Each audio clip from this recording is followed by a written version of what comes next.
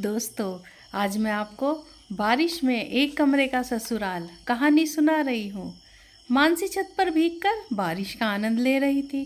तभी वहाँ शीतल भी आ गई। मानसी कहती है, हे भगवान, मैंने इतनी हिरस वाली महिला कभी नहीं देखी। मैं यहाँ पर बारिश का आनंद ले रही हूँ तो तू भी मेरी हिरस करके छत पर आ गई। शीतल, अरे अरे जेठानी जी, मैं मेंढक थोड़ा ही हूँ जो बारिश में निकलूँगी। अरे मैं तो इंसान हूँ। मानसी, अच्छा, तो फिर बारिश में छत पर क्यों आई हो? शीतल, अरे मैं तो छत से कपड़े उतारने आई हूँ। आपको तो परवाह नहीं कि कपड़े भीग रहे हैं क्या, उन्हें उतार लूँ, पर मुझे तो है ना। मानसी, अच्छा अच्छा, ज़्यादा मत बोल, अपने कपड़े उठा और चलती बन यहाँ से। शीतल, क्या? चलती बन यहाँ से, इसका क्या मतलब? अरे ये छत मेरी भी है, ये घर मेरा भी है और मेरी मर्जी है मैं छत पर आऊँ या नीचे जाऊँ। आपको इससे कोई मतलब नहीं होना चाहिए। मानसी, अच्छा, तो फिर खड़ी रह यहाँ भीगती रह, मुझे इससे क्या। शीतल, हाँ हाँ, मैं भी तो बारिश के मज़े लूँगी। ये है देवरानी जेठानी, मानसी और शीतल।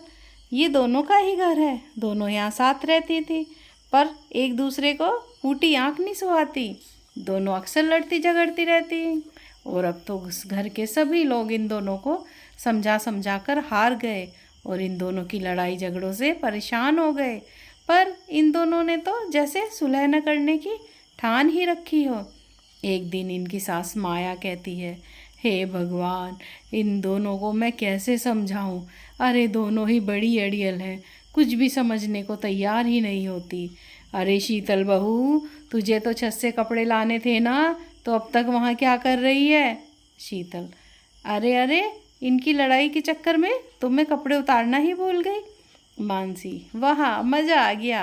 अब देख तुझे नीचे जाकर कितनी डांट पड़ेगी। हा हा हा हा। तभी कमला, अरे मानसी बहू, तू भी क्या कर रही है इतनी तेज बारिश में ऊपर? वैसे तेरे से कुछ काम धंधा तो होता नहीं, बारिश में बीमार पड़ गई तो लेने के देने पड़ जाएंगे। तू भी नीचे उतर के आ जल्दी से। शीतल कहती है, हा हा हा, अब कहो डांट किसको पड़ी है? माया, हे भगवान, ये कैसी लड़ाकू विमान जैसी बहुएं दी है मुझे। अरे तुम लोग चाहे कोई काम ना करो, पर यूँ आपस में लड़ा मत करो, जब देखो तब एक दूसरे का खून पीने को तत्पर रहती हो। शीतल कहती है, माँ जी, इसमें मेरी कोई गलती नहीं है, पहले इन्होंने ही ये शुरू किया था। मानसी, नहीं नहीं माँ जी, ये झूठ बोल रही है, इसने पहले मुझे मेंढक कहा था। माया, अरे अरे, अब बस भी करो तुम दोनों, तुम मेंढक नहीं मगरमच्छ हो और एक दिन मुझे ही खा जाओगी और इस घर को भी। आओ, अब खड़ी क्या हो, किचन में जाके खाना बनाओ। अपनी सासू माँ की डांट खा के दोनों बिना कुछ कहे किचन में चली गई और वहाँ जाकर चुपचाप से खाना बनाने लगी। हालांकि रसोई में भी दोनों की एक राय नहीं होती थी, पर सासू माँ के डर के कारण दोनों चुपचाप खाना बनाती रही। फिर डाइनिंग टेबल पर उनकी सास उन्हें समझाते हुए कहती है, देखो बहू, हर देवरानी जिठानी में थोड़ी बहुत तकरार होती ही रहती है, पर तुम लोगों से तो हद ही है, तुम तो 24 घंटे लड़ती रहती हो। अरे बड़े बूढ़े एक बात कह गए हैं, जिस घर में प्यार मोहब्बत होता है वहाँ पर बरकत होती है और लक्ष्मी माँ भी वहाँ पर मेहरबान रहती है, और जिस घर में लड़ाई झगड़ा कलेश रहता है वहाँ से लक्ष्मी माता रूठ के चली जाती है। शीतल कहती है, जी माँ जी, मैं तो समझ गई, पर दीदी से भी पूछ लो कि इनकी समझ में भी कुछ आया या नहीं। वैसे भी इनको अपने से छोटों से बात करना आता ही नहीं है। मानसी, अच्छा, तुझे बड़ी तमीज़ है अपने से बड़ों से बात करने की। माया, अरे अरे, रुको रुको, एक काम करो, तुम दोनों पहले मिलके मेरा सिर फोड़ दो, और उससे भी चैन ना मिले तो फिर एक दूसरे का भी सिर फोड़ देना। फिर गुस्से में भरकर माया वहाँ से उठकर चली गई। उसने खाना भी नहीं खाया। उसके पीछे पीछे ही शीतल और मानसी भी उठकर वहाँ से चल दी। उन दोनों में ने भी खाना नहीं खाया। गुस्से और लड़ाई के कारण सारा खाना वेस्ट हो गया। 15 दिन बाद माया कहती है, अरे बेटा निखिल, क्या हुआ तुझे? तू इतना दुखी दुखी क्यों लग रहा है? निखिल कहता है, माँ मैं बताता हूँ क्या हुआ। माँ, हमारे साथ धोखा हो गया है।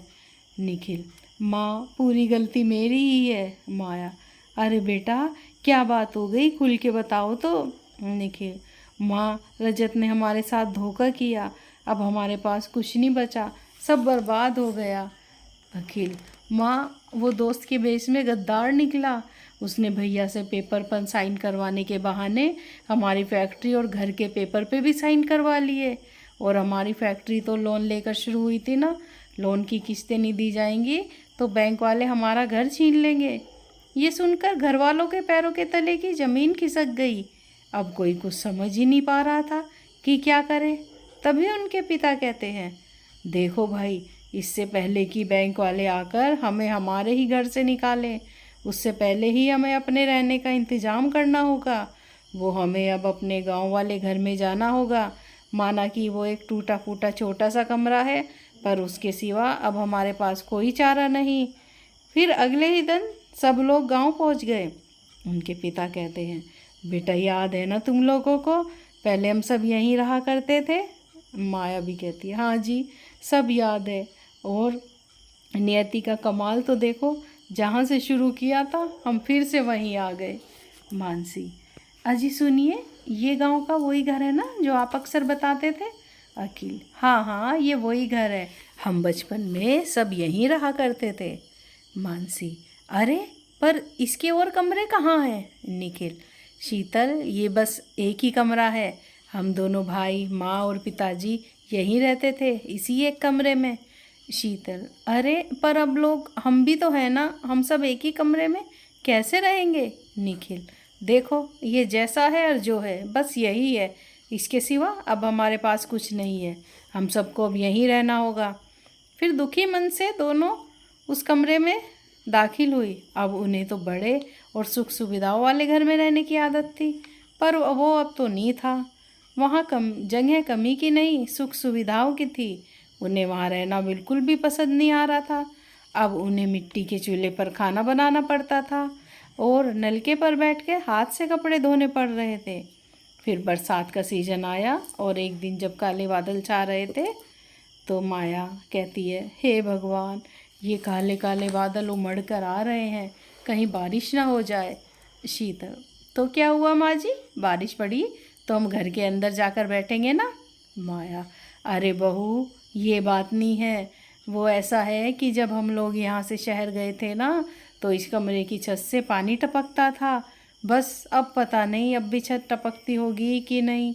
मानसी, माँ जी, ऐसा मत बोलिए, अगर बारिश में ये छत टपकेगी तो फिर हम कहाँ जाएंगे। तभी शीतल, क्यों दीदी, आपको तो बारिश में भीगने का बड़ा शौक है। मानसी, अरे अरे, तू चुप कर वरना तेरा मुंह तोड़ दूंगी। माया, अरे अब तो चुप हो जाओ तुम दोनों, तुम्हारे इस रोज़ रोज़ के झगड़ों के कारण ही हमारा एक घर तो हाथ से निकल गया, अब ले देकर ये एक कमरा ही बचा है, इसमें तो चैन से रह लो, मैं तुम्हारे आगे हाथ जोड़ती हूँ। फिर रात में तेज बारिश, आंधी तूफान चला और बारिश होने लगी। माया कहती है, अरे शीतल बहू, मानसी बहू, जल्दी जल्दी से बाहर से 2 बाल्टियाँ ले आओ, देखो पानी टपक रहा है, सारे बिस्तर गीले हुए जा रहे हैं। शीतल और मानसी तुरंत भाग के आई।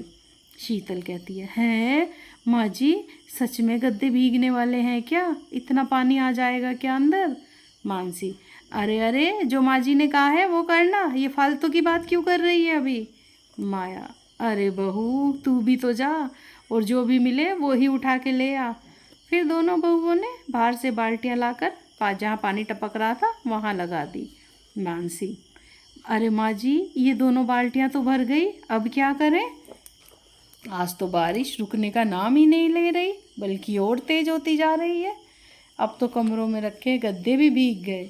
ये देखकर मानसी कहती है, ये बारिश तो लगता है अब जल्दी से नहीं रुकेगी, मैं छतरी लेकर ऊपर जा रही हूँ और जहाँ से पानी आ रहा है वहाँ पर छतरी लगा के बैठ जाऊँगी, शायद उससे थोड़ा पानी तो रुक जाए।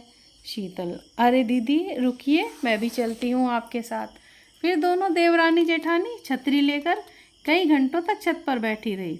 वो वहाँ पर बैठी जहाँ पर छत में दरारें पड़ी थी और उनके बैठने से पानी अंदर आने से भी रुक गया। थोड़ी देर बाद मानसी, अरे शीतल, तू नीचे चली जा, देख मैं तो बैठी हूँ ना यहाँ, तू जाकर आराम कर ले, बारिश तो तेज़ होती जा रही है। शीतल कहती है, नहीं नहीं दीदी, बारिश बढ़ रही है ना, तो आप चले जाओ नीचे, आपको ठंड भी ज़्यादा लग रही है, मैं बैठी तो हूँ यहाँ। पर दोनों में से कोई भी नीचे नहीं गई, वहीं पर बैठी रही और फिर थोड़ी देर में आपस में बातें करती रही। अब दोनों की बातों में ना तो बहसबाजी थी और ना ही एक दूसरे के लिए ताने। ऐसे ही बात करते करते सुबह हो गई और अब दोनों फिर नीचे आई। अब बारिश भी रुक गई थी। माया कहती है, अरे वाह बहुओ, तुम दोनों तो एक रात में ही सुधर गई। अब हमारे घर में प्यार मोहब्बत है, देखना अब किस्मत हम पे ज़रूर मेहरबान होगी। अब दोनों देवरानी जिठानी अपने एक कमरे के घर में खुश रहने लगी थी। फिर एक दिन निखिल भागा दौड़ा घर आया और बोला, माँ माँ। माया, अब बेटा क्या बात है, तू इतनी हड़बड़ी में क्यों है? निखिल, माँ अब सब ठीक हो जाएगा पहले की तरह। हम अपना केस जीत गए, वो रजत हार गया। अब हमें अपना घर और फैक्ट्री सब वापस मिल जाएगा। अब से हमें एक कमरे के घर में नहीं रहना पड़ेगा। मानसी, अरे वाह, ये तो बड़ी खुशी की बात है, अब हमें अपना घर वापस मिल जाएगा। पर मैं इस गांव के एक कमरे वाले घर को कभी नहीं भूल सकती। इसी ने मेरे और शीतल के सारे गिले शिकवे मिटा दिए। शीतल भी कहती है, सही कहा दीदी, एक कमरे का ससुराल है तो क्या हुआ, इसमें वो बात है जो बड़े बड़े कोठी बंगलों में नहीं। अब सब शहर में अपने घर में चले गए और खुशी खुशी रहने लगे। दोस्तों, अगर आपको ये कहानी पसंद आई हो तो like, share, comments and subscribe ज़रूर करें। Thanks for watching.